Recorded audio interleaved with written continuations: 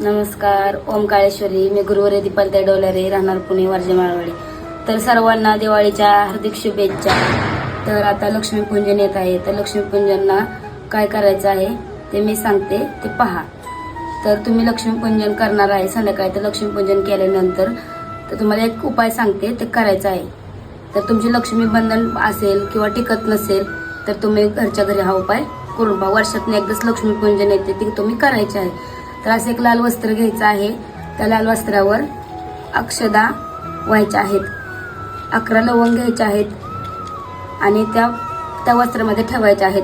5 कापराच्या वड्या आणि 1 रुपयाचं नाणं घ्यायचं आहे, हे ठेवायचं आहे.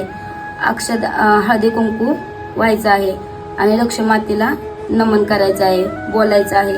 आणि ह्याची एक अशी पोटली बांधायची आहे. पोटली बांधल्यानंतर ती जे तुम्ही लक्ष्मीपूजन केलेलं आहे त्या झाडूखाली ते रात्रभर ठेवायचं आहे. आणि सकाळी उठल्यानंतर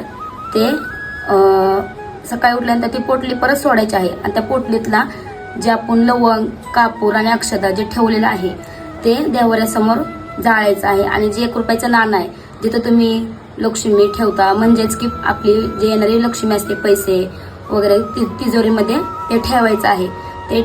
आणि हे सगळं जाळायचं आहे. नक्कीच हा उपाय तुम्ही करून पहा. ओम काळेश्वरी.